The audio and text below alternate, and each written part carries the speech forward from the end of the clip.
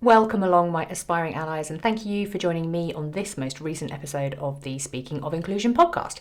This is the podcast where we explore the sometimes complex or complicated, uncomfortable, and even taboo subjects that actually we don't really want to be talking about, but we know we have to, and we get comfortable with putting our foot in it. Now, today I am joined by Marie Coombes, and Marie is from We Restore Calm. And Marie is an expert when it comes to conflict. So I'm not going to say conflict management or conflict resolution because she will explain why in this podcast the terms that she uses conflict transformation. We talk all about the reasons why conflict occurs, and this is across multiple relationships, so whether this is in our personal or professional lives. And she's also a huge Marvel buff. So she's got some really good examples and analogies that she uses, metaphors, if you will, that can help us really understand it from a much more up-to-date fashion. And it's really quite exciting. She's an absolute hoot. She's really good fun. So I hope that you enjoy listening to this episode as much as I have enjoyed recording it with her. So please, without further ado, sit back, relax, and settle in whichever way works best for you. And please welcome Marie Coombes to the Speaking of Inclusion podcast.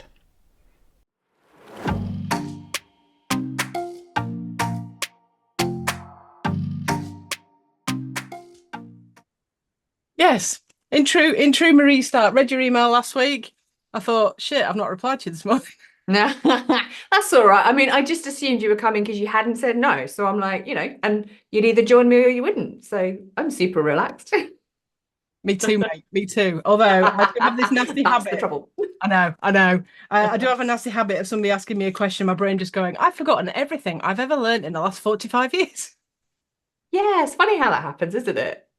I thought I just sent you an email this morning. Anything in particular you want me to cover? I'm just like, oh, we'll just go with the flow. Exactly. We're just having another one of the amazing conversations that we always have when we have conversations. And this time we'll just let everyone else listen to it. Yeah.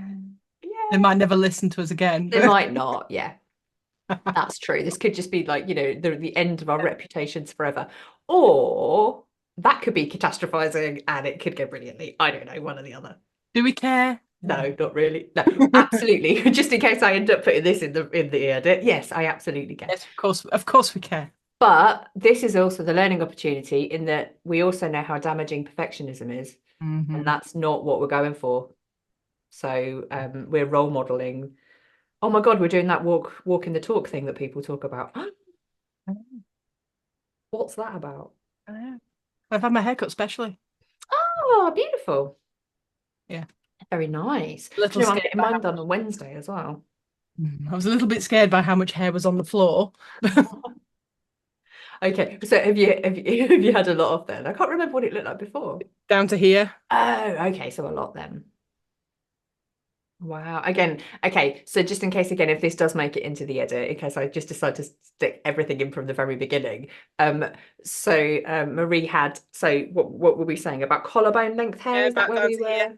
Yeah, kind of just below collarbone length, and now you are up, Just sitting below my nicely above ears. your, yeah, just below your ears, just above your shoulders. So that's quite a lot of hair that you have. And my head feels really light now. It's great. Do you do that thing that when you wash it, when you've had all your hair cut, you put way too much shampoo on? Yeah, I'm just like, where's all these bubbles come from? Yeah. Note to self, use about half the amount. But I never Mm. remember because ADHD. Mhm. And that's cool too, right? It just costs you more in shampoo. Well, it cost me the same amount because I'm using Oh the yeah, same that's true. across the hair. Yeah. So Yeah, that's okay. Yeah, so no loss. no loss at all. No, no. Although my plug, the plug hole probably doesn't agree when there just ends up being a mountain of bubbles when I get out of the shower. Absolutely. I'm Anyway, also in the back of my mind trying to think, how does this link to conflict? And I can't segue it in. So internal conflict. yes. Because now I'm stood in the shower going, why can I not just use the right amount of shower like a normal shampoo like a normal person? Oh, you're a pro. You're a pro, Marie. So Like I know what I'm this doing. exactly. It's almost like you've talked about this topic before. It's So time. as a segue then, because this is something that I learned when we had our conversation, one of our many conversations, and this is why I love speaking to you, is that when you talk about conflict, you are um I think just perfectly excellent at really kind of calling out a lot of the BS that goes on around conflict conversations and really helping people stop, take a minute and think about like what's the root cause? Like what is it that we're trying to address when it comes to conflict? Mhm. Not only in the kind of the why and the how, but also the language we use around it, and just like really sort of saying, hang on, everybody, like we're skipping a lot of steps, we're rushing forward here to like conflict resolution. I did in air quotes. And actually there are other things that we need to be thinking about before we get there.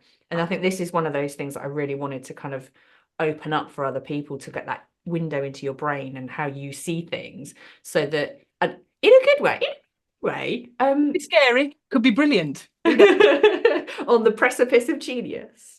Um, but I think for me it is genius because I think you have a really great way of reframing things that made me certainly go, oh, excellent. Now I understand how all of that comes together and relates to other things that are going on. So I guess like the golden question that I want to begin with then is, and then we'll see where we go. What's conflict? Depends, depends whether you want the dictionary version or if you want. I do not want the dictionary version because that's the BS that we all fall into. What are we really talking about when we talk about conflict? So the real thing that's going on is basically it's an unmet need. Anytime you end up in conflict with somebody, it's because one of your or several of your needs have not been met. And that could just be as simple as you've not been heard, or it could be something deeper than that. And actually you've been damaged by that situation. You don't feel psychologically safe. The big thing with conflict is everybody always assumes it's negative. And just to blow that out of the water, conflict is like death and taxes. You can never avoid it. So everybody thinks conflict's something that's to avoid, and I have a big issue with the fact that the industry calls it conflict resolution because you can't resolve conflict, you can only transform it from Mm. something that's destructive into something that's constructive and forward thinking. So yeah, for me, conflict is all about making sure that everybody's needs are met. Not that we capitulate to everybody, so that doesn't mean that we bend over backwards, we don't people please, we don't do that sort of stuff. But we do get to a place where we can accept there are different perceptions, even if we don't agree. Ooh, okay. So there's a whole host of things in there already, but the first highlight I'm hearing then is like conflict is unavoidable. Completely. Completely unavoidable. Completely. Okay. So, and then I liked when you called out about, and I would certainly fall into this bias of when we think about conflict, thinking like something negative, something, confrontational, something, we're going to go drama on it. Yep. And I don't know why in my head I had like visions of like Bruce Willis like leaping into like resolve the conflict, and that's just dated me massively. But I'm kind of thinking, well, what you're saying is like, no, conflict is just Just like you it. say, standing in the shower, not knowing how much shampoo to use. Exactly. Like, Conflict just is. It's an absolute fact of life. So there's something that everybody goes that everybody has, and we call it the frame of reference, and it's the lens through which we view the world. And everybody's lens, because of a whole host of things like the way you were brought up, your gender, your work experience, your life experience, all the stuff that makes Katie Katie and Marie Marie. It's different for everybody, and we view the world through that lens, and conflict comes because those two lenses are not the same. So this podcast now, God knows how many people are going to be listening to it. Every single person will view it completely differently from the next. yeah. Nothing wrong with that. But the problem is people think there is something wrong with that. And that's where the destructive conflict comes in because we spend our lives convincing people that our perception, our lens on the world is the only lens. And actually, it's Mhm. not. So it's almost like we're coming down to my reality is the right reality, Yes. and the bits of your reality that fit into it, they're the ones I'm good with. Yep. And the bits of your reality that don't, well, then we need to have a chat about that. Yeah. And not Like, necessarily a good chat. yeah, yeah. Because actually, I guess that's the thing. Like, we do need to have a chat about it. Mm, But again, to your point, which I thought was amazing, to come to a point of like understanding and acceptance, yes. but not necessarily agreement. Exactly. And that's the other thing that turns conflict into a destructive monster, a destructive Hulk. So I don't see it as Bruce Ooh. Willis. I see it as the Hulk and Bruce Banner.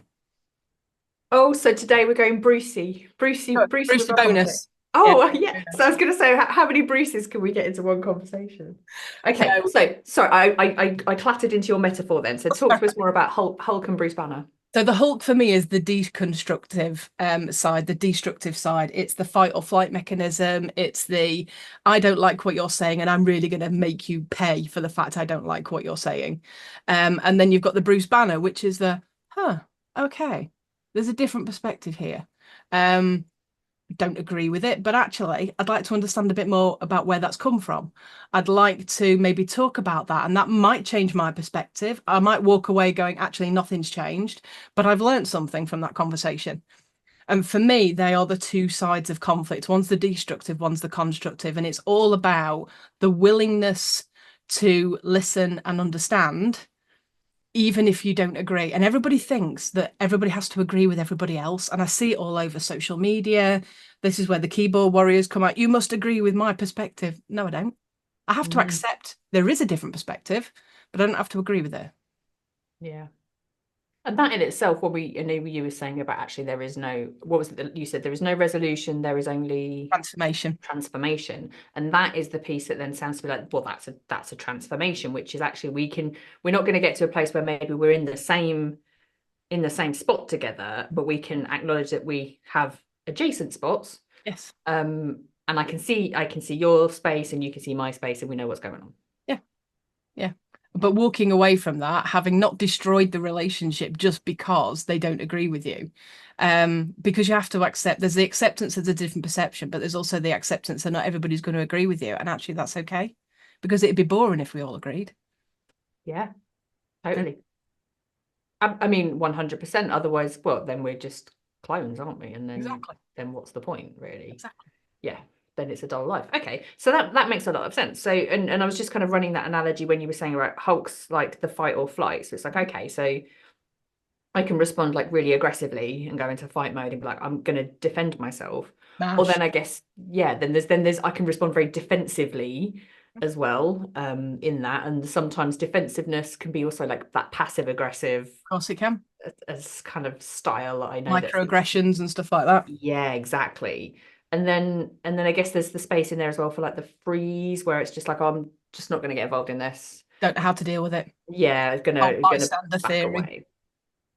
Yeah, exactly. So that for me is like really interesting as well. Whereas then there's yeah that Bruce Banner side of thing, which to me sounds like we're just going to get a bit sciencey about it. We're going to get a bit curious. We're going to Exactly. put our thinking hats on and just be like, okay, what is it I don't know Mhm. here, and Yeah. do a bit of learning and making our own minds up before we then go further. If I mean, there's two words that for me are the difference between constructive and destructive conflict. Conflict, constructive conflict. Try saying that when you've had a few drinks. Yeah. Constructive conflict is all about curiosity and empathy. Oh, and empathy. Excellent. Okay. Yeah.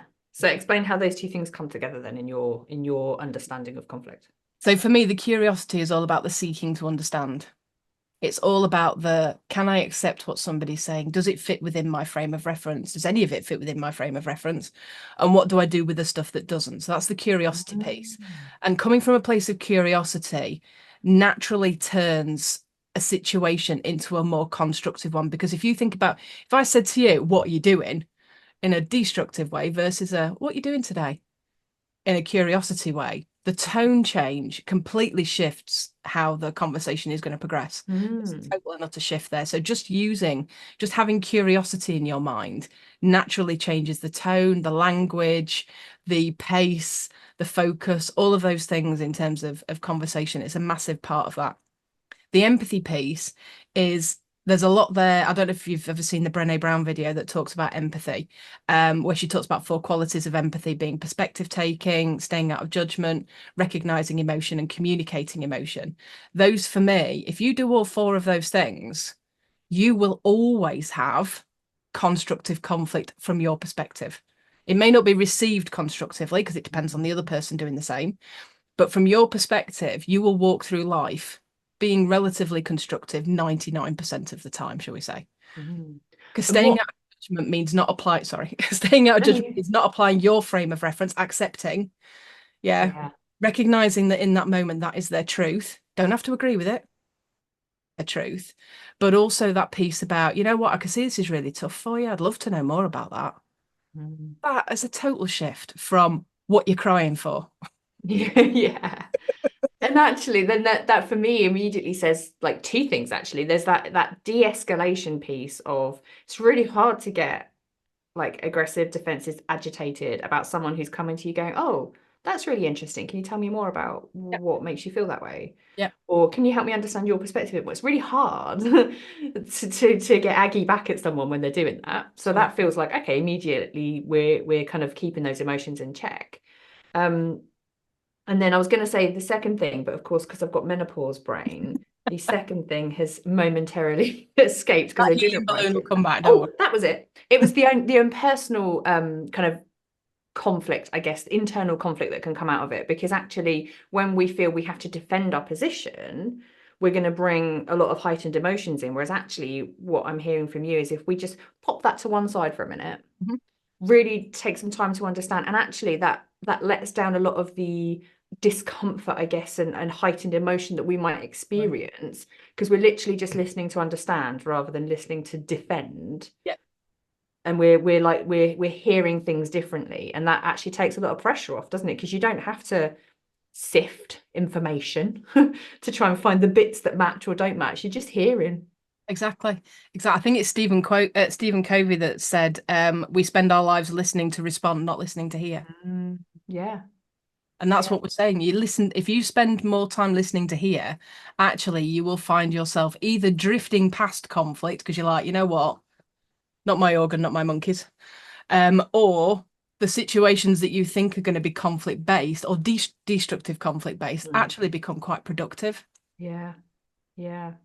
And then you get to make a choice as well, don't you, and how to respond. Like I can hear everything that you're saying, and exactly as you said, I can be like, yeah, this feels bigger than anything I want to get into right now. And you Yeah. can opt for not. But the Keep difference those is, stress levels down. yeah, the difference is the other person feels heard, even if you never do anything with that information, Mm, even if you kind of have that conversation and then you separate ways and all the rest of it, that person still feels heard and understood. mm.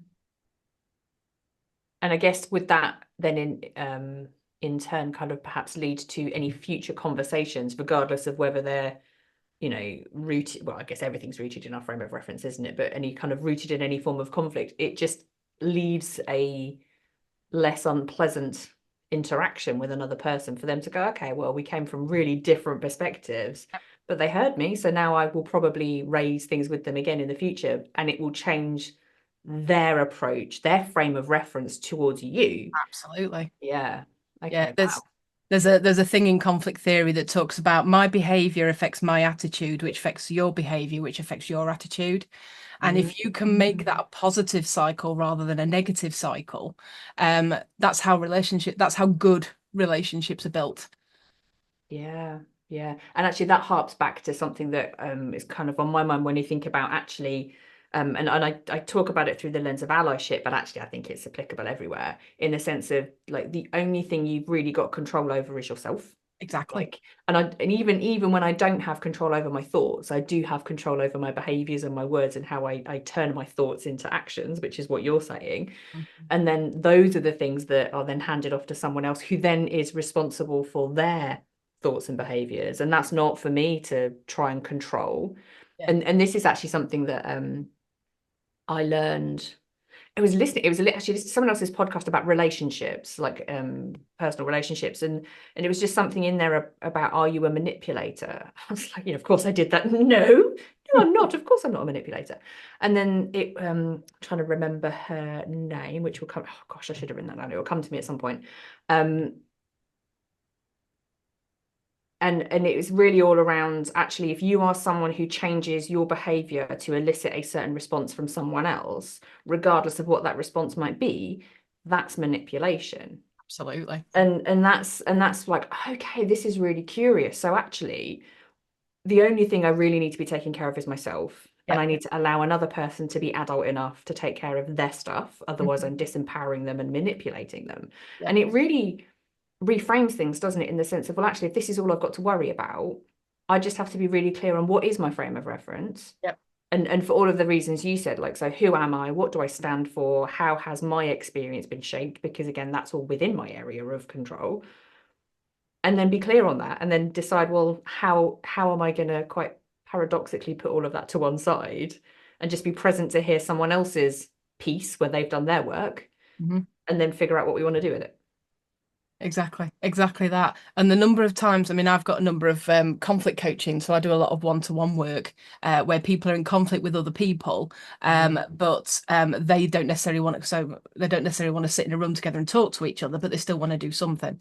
And I'm in a situation with three particular clients at the moment where they're talking a lot about they've made me feel this way. It's all their fault. I'm really angry because they've done this. And I'm like, okay, so let's break that down for a second. Who is actually angry? Well, I am. Okay. What's caused that anger? Them doing this. Okay. With the benefit of hindsight, is there any other way you could have reacted? And that question floors a lot of people because Mm. it's that light bulb moment when they go, hang on a minute, I'm in control of that. And they don't necessarily admit it, but you see that light bulb go on and they suddenly go, actually, I may have played a part in this because my anger may have actually fueled the behaviors that I'm living next door to or that I'm sitting opposite in a team meeting or whatever. And then when we get further along in the conflict coaching process, I start encouraging them to talk from the place of I.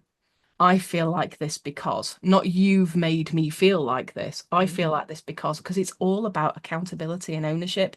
And we do not take enough accountability and ownership for our own emotions and our own feelings because there's a lyric in a song, nobody can tell you how to feel. And it's absolutely right. Yeah. Absolutely right. Only you have ownership of that. And it's your choice whether you want to continue feeling that way and what you're going to do about it to not feel that way. Mm. And like, so I guess it's kind of what I'm hearing there is it's recognizing like my feelings might be coming up for me in response to a situation Yeah. that I am experiencing or something I've been exposed to, but those feelings ultimately sit with me. Yeah. And they are 100% valid. 100% valid. Yeah. Because if you feel that way, there's a reason why you feel that way. It's the next step that's important. What do you do Mhm. with that feeling? How do you let that person know you're feeling that way without saying, you've made me feel like this? It's about, I feel like this when you do this. Mm. Yeah. Yeah. Okay. So it's the accountability. That sounds fantastic. As in, if only it were that simple, though, right? Because it's really difficult, and I'm now putting that through my own lens of like there are definitely times when I've got like really good personal resources, and I can be curious, and I Mm, can have empathy, and I can hear things and be like, okay, I know I disagree immediately with what you're saying, but I'm going to suspend disbelief. mhm. Or someone says something, and I'm immediately like, right, you reckon? And my feelings come up, and like you Bulbs say, the coming out. anger, yeah, the anger might be totally valid, slightly green, and um, actually, then it's about how do I notice that before it has an impact on my behavior and my response, Yeah, and well, that sounds hard, right? it is. And the problem we've got is the makeup of our brains do not help with that because it's our emotional center that filters everything into the brain. And therefore, it's our emotions that come to the forefront first. So, fight or flight is triggered multiple times a day. Sometimes it's genuine. So, when you're crossing the road, you see a bus coming, we all do that silly little trot across the road. Oh, there's a bus coming. Have I got Yes. clean pants on, like my mum always told me to have? Our brains perceived a threat. The problem is, it also kicks in when that email drops into our inbox from somebody whose name fills us with dread the second it drops into that inbox. And our fight or flight is triggered again. It's not an actual threat because we're not going to die when we read that email. Um, Hopefully not. But we're not going to die when we read that email. We might die if the bus hits us. But unfortunately, our amygdala cannot tell the difference between an actual threat and a perceived threat. So Yes. what happens? It triggers the fight or flight mechanism because I need to keep myself safe. And that is a very difficult survival. It's the survival instinct. It's very, very difficult to overcome in the moment, and it takes effort and full disclosure, authenticity, and all the rest of it. After 10 years doing full-time conflict transformation, I sometimes still get it wrong. Mhm. Yeah, we're human beings at the end of the day. And if you're tired, if you're frustrated, if you're already in a fight or flight situation and something happens, getting yourself out of that is nigh on impossible. And it's sometimes about accepting that you don't always behave in a way that you wish you had, which is why the whole benefit of hindsight question is such a powerful one. Because if you could go back and relive that moment, how would you behave in that situation? Would you like to communicate that to the other person? How would you like to communicate that to the other person? The key for me is creating a pause between, okay, I've had that response and it's a valid response, but maybe it's not the response I want to respond with, which Yeah. then gives time for the logic part of the brain to kick in and go, whoa, hang on a minute, this isn't going to kill me, but it is something I need to deal with, which is why emails, I will type my response, but I always take the name out so I don't accidentally send it. Yes. I also do that. A great tip because you can type all that stuff out and then you can just hit delete and actually write Yeah. what you should Yeah. be writing. Yeah. The gap. I really like that thing about the gap, and that really is that's a technique that I also use about how are you creating a gap between like your stimulus and the response. Absolutely. And we need it, right? Because I think I don't want to just gloss over what you were saying there as well around like we are human. Yep. Like and this is something that I think we forget again.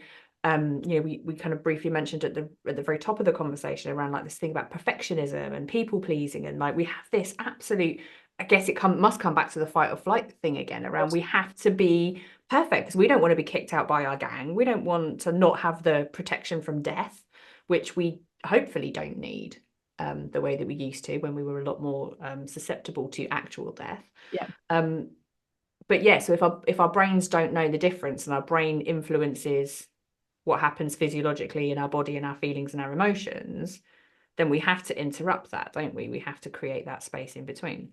Um, Absolutely. yeah. Absolutely. I mean, all the four F's link into another behavior. So, for example, fight is all about perfectionism. This is from Claire Yoser, anybody that knows listens to Claire Yoser.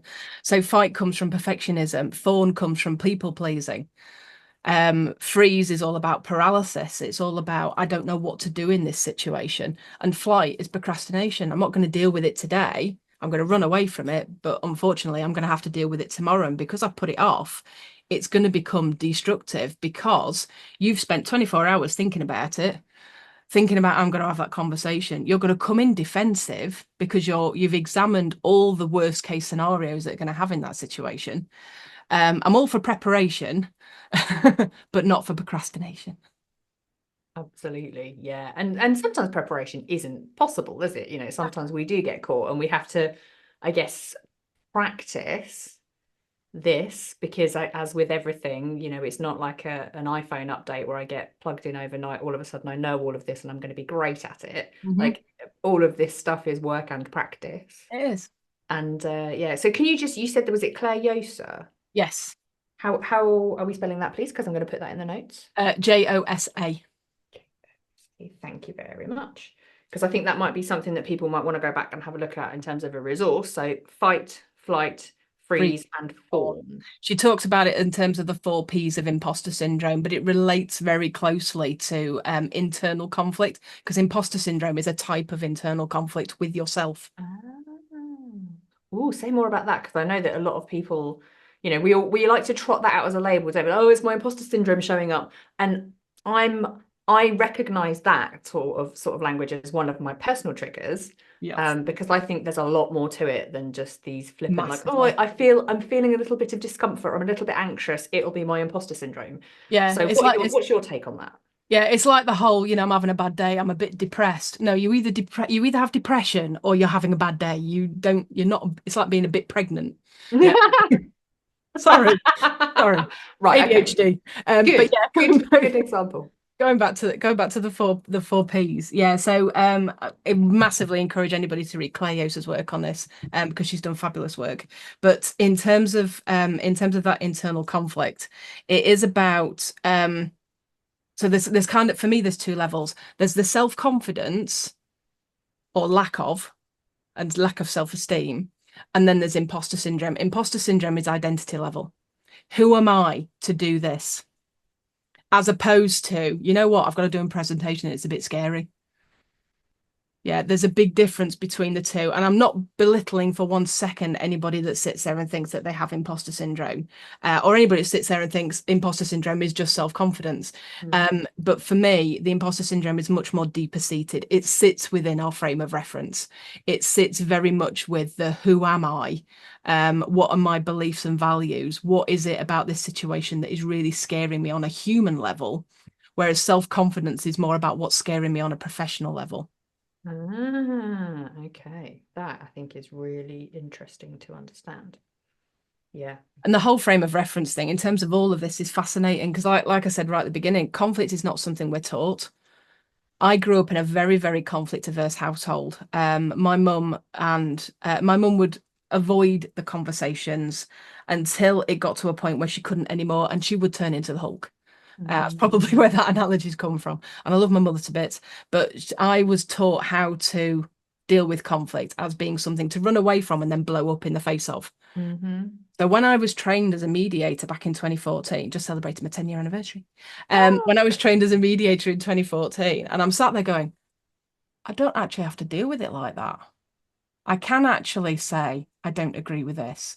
I can speak up a lot sooner and not let it sit there and fester. So I used to be very much a flight response to conflict. I'm now very much the fifth F, forward, very forward focused in terms of conflict. How am I going to make sure this doesn't happen again? Or how am I going to make sure that next time both of our needs are met, or my needs are met first, but then obviously the needs of the other person are met as well. So yeah, so it's one of those things we're not taught. We're expected just to do it. You're shoved into a workplace. You're Yeah. expected to, you don't get on with this person, just get on with it. Yeah, you've got to work together, have at it. It's like when you're at school. I was always taught, child of the 80s, I was always told by my parents at school, if a bully comes up to you, just walk away and avoid it. They'll get bored. They never Mm. got bored. Never got bored. And then I got told off for fighting. So, because Because I you did what walk my away, mum you did. walk away, you walk away, punch. Yes, yes. I've had enough now. Get out my face, Yeah. literally. Yeah. I think that's going to resonate with a lot of people actually, because we are, I agree with you in the sense that we are not given the tools No. from childhood and No. that then continue through our life to be able to interact with other humans. Like Exactly. we are all products of our environment and we are Hmm. all socially conditioned. And I mean that in the sense of our environment in terms of like systemically and socially generally as a result of the who we are piece and Yep. also our kind of nature nurture environment, our families and the Yep. immediate people around us and their beliefs and their reactions and responses. And you almost do see this cycle, don't you? Certainly, where people either try to emulate what they had in their families growing up or go completely the opposite way and not Yeah. replicate that in any One way at extreme to the all. other. Yeah. One Yeah, extreme. and then you see like kids of kids doing either the same or the opposite. And I always find that so fascinating, don't we? That you can kind of watch those circles go round and round and round. Absolutely. Um, and I find that really interesting. And I think for me that just really proves that nobody's got it right. Like everyone's a bit too clingy or everyone's a bit too push away, whatever the Whatever the opposite of clingy is. yeah, the opposite unclingy. Non-clingy. Slippery. I don't know what the no. Let's not go down that path. No, I don't know what the opposite to that is. But yeah, and there's no right or wrong in any of it, No, is there there? isn't. It is just we're all doing the best that we can with the tools and resources that we've got Yeah, up until the point that someone helps us access more or put more tools in our toolkit. And exactly. that's the work that you do. You help people access and develop new tools to put in their toolbox. 100%. Yeah. And even just in having this conversation, I think there's a lot in just being able to acknowledge that a little bit to go, no one's got the answers. Yep. We're all just doing the best we can. Also, in a world where we're learning that really our brains are so very different. Like all Yes. of our brains are so different. And just because we've normalized certain things and everything Mhm. that felt, it's almost like the frame of reference of our understanding, isn't it? Like we've normalized this thing and Mhm. everything else that fell outside of that was like, well, we need to correct that to get everybody back in this small box. But now we're realizing the box is massive Yeah. and everybody's in the box, and Yeah. actually we need Chucking to, stuff out. yeah, we need to kind of stop trying to squeeze everybody into a tiny space and actually make the box bigger so that everybody fits. Yeah.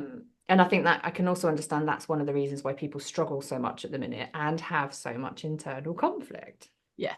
Yeah, and a lot of internal conflict then fuels external conflict. That's the thing that people tend to forget, is when you end up in conflict with somebody, 9 times out of 10 it's projection. It's not actually an issue with that person. There will be something that triggered the conversation, of course there is, but it's often a projection of how we're feeling as opposed to what's actually going on, because it all conflict comes from unmet needs. It comes from a sense of loss. And if we're in any situation where we felt that sense of loss, we're then projecting that loss onto the other person, which means we hurt people. Yeah. And And we I don't would, always do it intentionally, but there is a part of us that does do it intentionally because we want the other person to hurt as much as we are. Of and I would like to ask as well, in terms of that sense of loss, I would imagine that loss can either be real or perceived, right? course it can. Yeah, of Yeah. course it can. It comes from if everything comes back from the frame of reference. You talk about environment, a product of our environment. We're all a product of our frames of reference. Environment is part of it, but it is a much bigger box than that. If anybody wants to read about frame of reference, it was Jackie and Aaron Schiff, SCHIFF. It's talked about in the mental health first aid course, and since I was taught that, I'm like, oh my God, that's blown my mind. That just explains the entire world, because we are products of that. And if there's anything in that that is going to trigger a response, whether it's trauma, whether it's I've never dealt with conflict before, whether it's I'm in an environment where I suffer from a lot of discrimination, so hidden and unhidden disabilities, any of the protected characteristics, any of those things, you will find yourself more likely to be in conflict because you're already coming from a place of internal conflict and conflict in your background, Interesting. if that makes sense.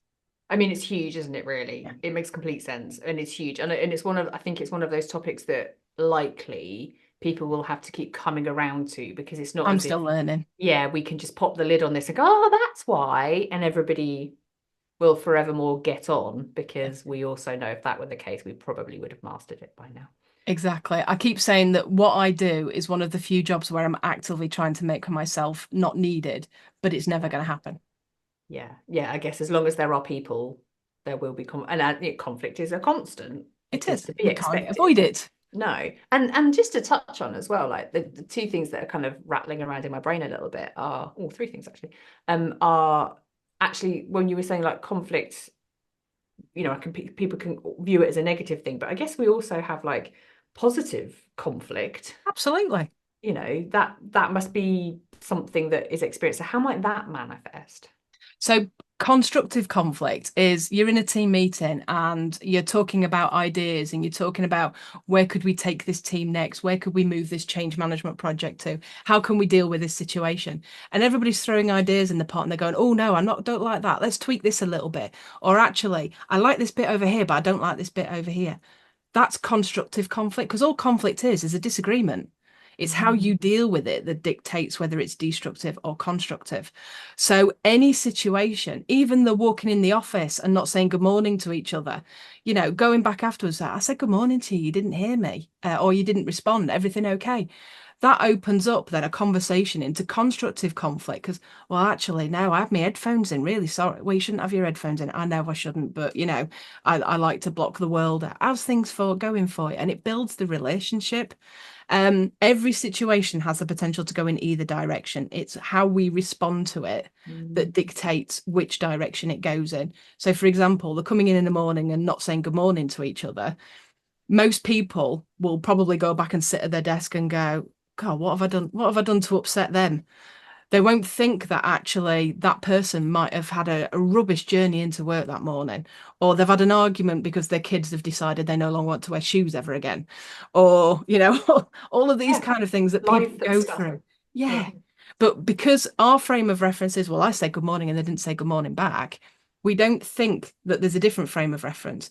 All it takes is for somebody to go, actually, something might have been going on for them. I'm going to go and have a Mm. chat with them. And all of a sudden, you're heading down the constructive path instead. instead of That's assuming based on our frame of reference. yeah. And actually, I can see in a world where that can piggyback as well, because Absolutely. that person who's walked through the door and hasn't said hello because they've got a lot on their mind, they may, they may have also just had someone pull out and cut them up in a road, and Exactly. they're carrying the conflict from that, where they've created a narrative around that exchange, where, let's face it, the person that pulled out in front of them is gone and getting on with their day and probably doesn't Yeah. care. But they've created a narrative that has then changed their frame of reference and their mood for Yeah. that day. So they're walking into the office already a little bit pissed off, Yeah. and they're I don't not want to talk to thinking, anybody. yeah, exactly. They're not thinking about being, joyous and happy and whatever. And then they don't say hello to you, and you take that forward, Yeah. and it's like this bouncing of, Yeah. So you sit and back at your desk and you're a bit ratty with the people you work with, or you send a little bit of a shouty email first thing in the morning because your brain's still stuck in that who peed in their cornflakes kind of response. Um, but the thing is, what happens, it's not just it has a ripple effect. It's not that it bounces around other people. You walk into the office the next day and you think, I'm not going to say good morning to them because they didn't say it yesterday. The other mm, person is in a better mood, says good morning to you. You walk straight past them because you're like, no. yeah, not And then today, mate. not Yeah. today on your bike, mate. And then they walk past and go, who's peed in their cornflakes? Yeah. And then it ripples out. And then what happens is those two people, 6 months later, they're not talking to each other at all. Mm, All because of something, and it often is something really, really tiny that triggers something off that somebody just did not deal with in a mm. constructive way. One of the ones I had at Royal Mail was one person opening a window. Right. It's what triggered it all off. And we got to a point where these two postmen, women, whatever, wouldn't get in a van together, Right. all from an open window. Yeah. And that is really the gravity of not Yeah, understanding and the escalation that can happen. 100%. And it's fascinating. Um, yeah, I can see how that happens, because again, as humans, we like to be right. We want to find the evidence to justify why we're right, and it can be really difficult to, like you say, create that gap, take that step back, Absolutely. and find some. I was going to say common ground. How do you feel about the term common ground? I think common ground is part of it, but it's recognizing that if the common ground isn't there, that actually that doesn't matter. It's the acceptance of a lack of common ground. It all comes back to acceptance. For me, it's acceptance and agreement are two really, really key words, because as long as you're not expecting somebody to agree with you, actually the common ground is irrelevant because you're accepting that for them it's their reality, it's their truth. That's the key thing Mm. for me. Common ground, it just means you're more likely to have constructive conflict, probably moving forward, ideas, innovation, creativity, all of that stuff that comes from constructive conflict. But if the common ground isn't there, it doesn't actually matter. It's the acceptance that's key. Mm. I want to throw another term out as well, because there's one that I've got really mixed feelings about, and that is agree to disagree. Oh, I hate that phrase. Okay, good. Tell me more about that.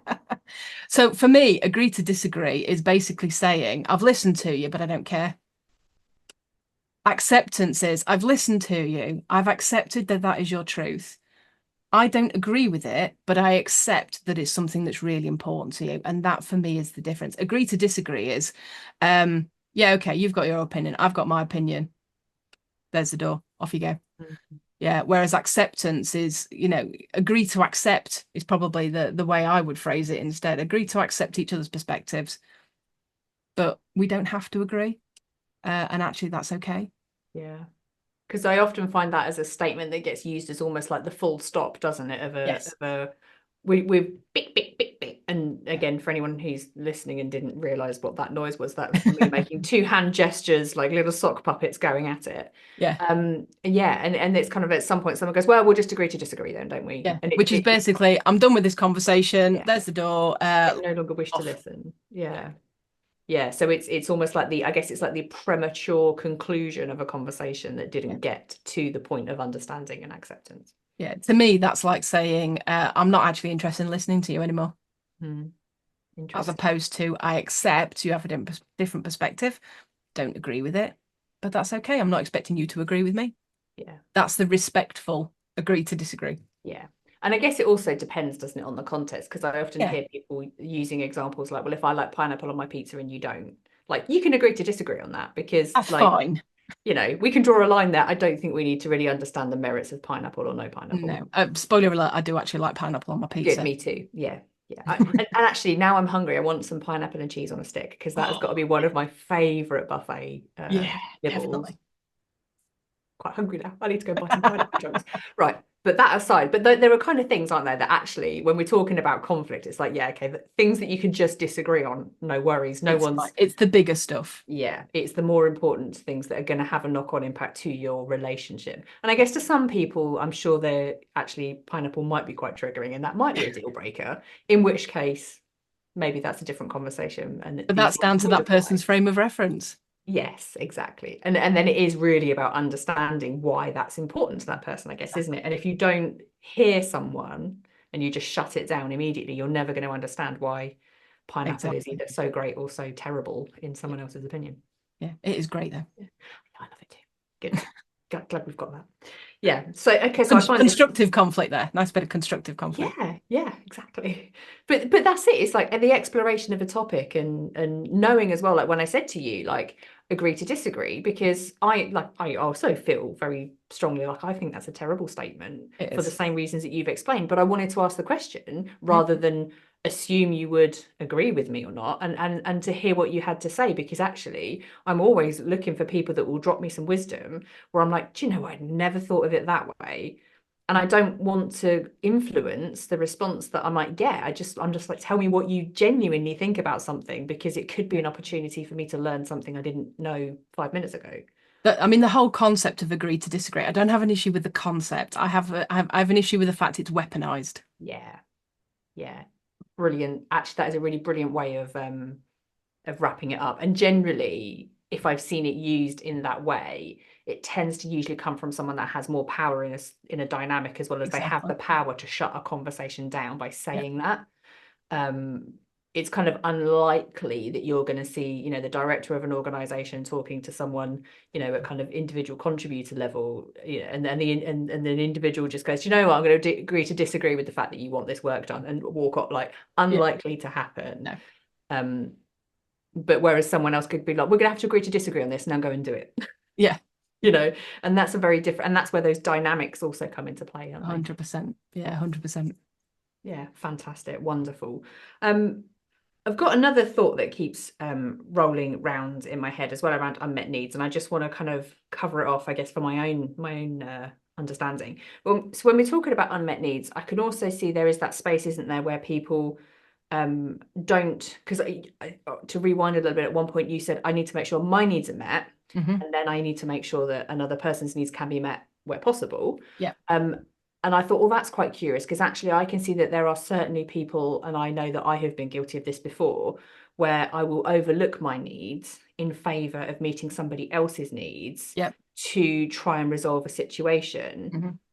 which, let's face it, never resolves it, because I'm People always going to pleasing. keep coming back because my need is unmet. So, and I can imagine I've probably had countless partners in my Mhm. life that could attest to, like, she won't let this thing go. She won't, she keeps telling me she won't let it, she tells me we're cool and then we're not cool. Yeah. And that's that, right? It is. It's because your needs haven't been met. It's Yeah. typical people pleasing. I mean, there's a whole theory around different conflict styles. There's 5 different conflict styles. One of them is exactly what you've just described there, which is accommodating, which is doing Mm, whatever you can to preserve the relationship at the expense of your own needs. yeah. Now, I'm married to an accommodator, which is fantastic because I can get away with murder. Um, But on the downside, you know, on a weekend, we always spend Sundays together, just chilling out, watching TV, just spending some time together. And we always have the conversation, what we're going to watch today? And the response I always get is, whatever you want to watch, love. And I'm like, no, I need you to tell me what you would like to watch, even if I just sit there then and go, actually, I don't want to watch that. Yeah. Because sometimes it's frustrating for the other person as well, being on the receiving end of a somebody who accommodates those situations, because you do get to a place where just make a chuffing decision. Yeah. Yeah. Just decide what you're going to do. If there's still a Mm, problem, tell me. Don't just sit there and go, there is no problem. So it's frustrating for both sides. It's frustrating for the person who's not having their needs met, yeah. but it's also frustrating for as you've just said there, you know, it keeps coming back because you're not getting those needs Yeah. met. So it never gets transformed. It stays destructive. Yeah, and I think that was yeah, kind of rattling around in my head. I was like, yeah, when you said that, I was like, that resonated with me. And I'm like, oh, and then I guess it comes back to the point I was making much earlier around manipulation. And then Yeah. that is a form of my manipulation in that situation, because I'm not giving you the full information about how I feel about something. I'm withholding something to seek a resolution quickly, but it's not a resolution. It's just a papering over the problem until But we that come along and stand on it, and then it collapses. Yeah, but there could be a number of reasons for that. Some people don't always recognize what need is not being met. They don't always understand how to have their own needs met, which is one reason why I do what I do, because I teach people how to do that, how to take back control of those unmet needs. If you don't understand how to do that, then you're constantly going to be papering over the cracks and finding yourselves in those situations and building up more and more resentment and all of those kind of things. So some people don't realize it. Some people actually, and my husband genuinely, he would rather I was happy. That for him is a need for him that I am happy, which is great, but I do get a bit frustrated with him from time to time. Yeah. And sometimes it is for nefarious reasons, which is my current favorite word, nefarious. And it Oh, is please give us a definition of that word. so it's from a place of manipulation. Basically, Oh, it's from a bad place. right. Yeah. So anybody that is accommodating for nefarious reasons is a manipulator. Mm. So I'm going to challenge you are not a Yeah. manipulator, you are an accommodator. Yes. But I would still say it's manipulative. It just doesn't come with the kind of Not colossal, from a like, bad place. yeah, like the kiddie catcher, sort of sneaking around in your brain sort of way. Yeah. Like it's more coming from a place of like, I can't deal.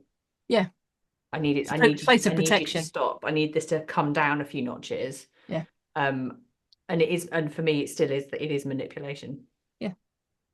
which is, yeah. But it's good to. I think it's good to have the distinction as well, but also to acknowledge it, that we might think that we're doing a good thing in terms of the conflict In because the we short are, term. yeah. But it's actually, yeah. It doesn't move it forwards. It's short termist as opposed to Yeah. long termist. Yeah. Or because as humans, we hate the discomfort, don't we? We hate the discomfort of disagreement. We hate the discomfort of, like, I don't like crying and having my feelings kind of having to come out and feeling vomit. But sometimes I need to do that if I'm going to be heard. And sometimes that is the only way that they come out. Yeah, and it is a cultural thing. In the UK, it's massively cultural that we don't talk about feelings, or we talk about feelings in a weaponized way. You've made me feel like this. Mm, And actually, I mean, I've a long history of mental health problems. I am now coming out the other side because I talk about my feelings, and I mm. talk about them from a place of I talk to people who I know will accept them as I need to talk about them, as opposed to I'm putting them on you. Yeah. And that again is a really critical, God, we could talk about this all day, couldn't we? I know. Is a really critical point, How isn't long's it? this podcast? Yeah, I know. I think I need to wrap 4 this up, hours but we've just later. started something new. But yeah, I think, but it's again, it's another point, isn't it? It's about the accountability Yeah, of like, I, and that comes from both sides of understanding. It's okay for you to put all your feelings out there. I don't own them. yeah, I can help you sift through them and decide what you might want to pick back up or yeah, whatever. But I don't pick any of them up. They are not mine. 100%.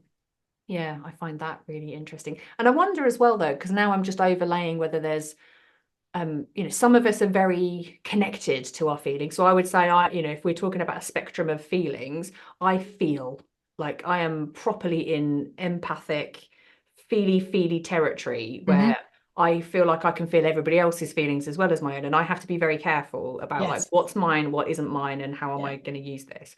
And then I know there are other people at the other end of that spectrum who might have feelings of like, I'm fine, I'm not fine. Yeah. And Very and it binary. and that's something to navigate as well, isn't it? We can't just expect everybody to be able to arrive in a conversation articulating these things when we're either not used to it or we're so connected to it, it's overwhelming for anyone else to be in that space. Yeah, and there's kind of two things going on there. I mean, there's a whole neurodiversity thing, and it's really, really common for people with ADHD to not necessarily recognize their own feelings, but be very tuned into other people's, because of all sorts of different factors to do with ADHD, rejection sensitive dysphoria, emotional outbursts, all those kind of things that sit within ADHD. Um, in terms of the work that I do, I see that spectrum all the time. I mean, when I do two-party work, where I've got two people in a room, I will often have somebody who's very in tune with their feelings and very open and honest with them, and the other one that's going, well, my professional feeling is this. And I'm like, no, no, no, no, no. We need to come back to, you are two human beings in a room. Actually, your day job is irrelevant at this moment. This is about the two of you. And it's fascinating when one person starts sharing and the other person sees that it's an empathetic space, it's a respectful space, it's a space that's allowing that emotion and thought to live and breathe in a authentic, supportive way. Then you start to see the other person shift and go, actually, I'd like a bit of this as well. So it's about everything's about creating space for me. We need to create space for ourselves individually to allow ourselves to move from Hulk to Bruce Banner. But we also need to create space for other people around us as well to recognize that this is a psychologically safe space and it is okay to have feelings. Yeah, whatever they may be. Exactly. Yeah. They're all valid. All feel it's all data, isn't it? It's all information. It's just our body giving us some feedback. Yeah. Yeah, 100%. Yeah. So what I want to kind of wrap up with then is for me, this is one of the reasons why the work that you do is so important, because as I'm hearing that again, recognizing I'm someone I'm up with, I'm in all the feelings. I Yeah, can talk me about too, feelings mate. all day, every day, right? Let's spill. But actually, you know, if I'm in a conflict situation with someone who's not like, or with anyone, quite frankly, Mhm. it's really difficult because I can't meet my needs Yeah. and hold that space Yeah. and be, you know, that's really complex and complicated to It is. do when you haven't, when it's not with a person that you've kind of done the work with and you're used to how the other person is and you've built Yeah. that up. And this is where third party people come in to help, to be the custodians of the space, I guess. Is that a good analogy? Yeah, absolutely. I mean, I call myself a guardian of the process. I am the guardian of the space. In fact, I'm in the process of writing some stuff around psychological safety and how organizations can learn from the space I create to put real psychological safety into organizations, not just flighty stuff that you see in books. So for me, I do it on a one-to-one basis. I do it multi-party, two-part, however many people we've got in the room. And all we're trying to do is just give people the tools so that they have something to fall back on when it doesn't necessarily go well, but also so that they can prepare for these conversations as well. Because there's a lot of people out there that have to have these conversations on a daily basis, and they just walk into them, and we can't, you know what, we'll just see what happens. And actually, some of these conversations need a bit of preparation. So it is about preparation. It's about finding somebody that can help you articulate yourself, whether it's a friend or a partner, or whether it's somebody like me who's a professional at it. Doesn't matter who you talk to, but have that preparation space. But it's also about if it does go wrong, there's nothing wrong with saying, you know what, I got that wrong. I do it all the time with my husband. I am with him because I get frustrated with his accommodating style sometimes. I can sometimes come out quite shark-like, which is one of the other conflict styles, competing. What shark like? Yeah, bitch, my teeth come out. And I'll do that. I'll walk away and then I'll come back 5 minutes later and go, you know what? I didn't handle that very well. And I'm sorry. Shall we Yeah. have another go? And it's about being able to come back and go, I didn't handle that brilliantly. I've got stuff I need to say. I just didn't say it in the right way. So shall we have another go? Mhm. And it's recognizing that you're not, even I don't get it right 100% of the time, probably 99% of the time. Yeah. But I get it wrong. And there's Yeah. certain people, my mum in particular, that is never going to learn that conflict is something to be avoided. So you learn to make your peace with that and kind of go, you know what, I'm not going to bother. Mhm. But, you know, I don't always get it right. I have to learn every single day. I never stop learning and never stop reading and never stop engaging in these conversations because as a human being, your frame of reference shifts and so does your conflict style shift. Yeah. So does how you deal with stuff. So does how your feelings and emotions manifest themselves. Life is a learning journey and it never stops. I'm hearing a lot there really about the self-awareness that we need in order 100%. to Which I also do in cope. conflict coaching, help people be more self-aware. Yeah. So the full package. But then 100. that comes, what I'm hearing is it comes from your understanding of how conflict operates, Yes. how it is present, how it manifests, and how people can go about it. And it's that full spectrum of, it's not just here's a model, try and apply that. It's a case of really do the deep work Yeah. that's going to see something real change for you Yeah. and for the people around you. Yeah. And then the practical steps are actually tailored to the person, to their style, to the way they talk, to the way they behave, and how they deal with situations. So, it's really important that anybody who works with anybody else tailors it to the person. It's not just a cookie cutter. So a lot of people, one of the big theories in conflict transformation, not resolution, conflict transformation is nonviolent communication, but it gets applied as a, you need to do this, this, this, this, and this. And actually I go, right, how's it going to work for you? Yeah. Because your frame of reference will dictate how you engage in it. Yeah. It's almost like you know exactly what you're talking about right from the start to the end. I'd like to think so, It's but not by yeah, accident, is it? Let's put it that way. I've had a lot of practice. Oh, right. Marie Coombes from We Restore Calm. Thank you so, so much for having this conversation today. I know, I mean, I've got so many questions, so I feel like there will be, well, there's definitely going to be more conversations between you and I feel like there's Brilliant. definitely room for more of those conversations to be recorded to help people, because I think this has been really, really valuable. I nearly swore then. Really, really valuable. Swearing is obviously okay on my podcast, but it just felt a bit unnecessary. Yeah, it's so, so valuable. If people want to follow up with you, have more conversations with you, or are thinking, oh, I really need to have you come along because we have got something that needs your particular flavor of expertise, how can people get hold of you? So I'm on LinkedIn just as Marie Coombes. You can do a Google search for Marie Coombes and We Restore Calm. And you can also email me at marie.coombes@werestorecalm.com. Yeah, and that is Marie, Marie. Coombes is Coombes. Yes. Don't forget the E. Yes, absolutely. That's why I thought I better spell it for anyone who's just listening and is just thinking, oh yeah, I'm going to do that. And then they need that piece Can't of find it. information to just lodge into their brain. Anyone who wants to come back to the episode, I'm going to put all of this in the show notes so that people can find you, and any of the stuff that goes out on socials. I'll make sure you are tagged and linked to everything. So there is no excuse for not following up with you when people's brains are just going lighting up saying, yeah, we want to hear more about this. Brilliant. Is there anything else that you would like to say that you haven't had an opportunity to say, or anything else that you wish to promote while you are here? I think the only thing is just the phrase that sticks in my head, and it gets overused, and which is be kind, but be kind to yourself. It's okay to get it wrong. 100. Marie Coombes, thank you so much for joining me on the Speaking of Inclusion podcast. It has been my pleasure. My pleasure too, Katie. Always fabulous talking to you.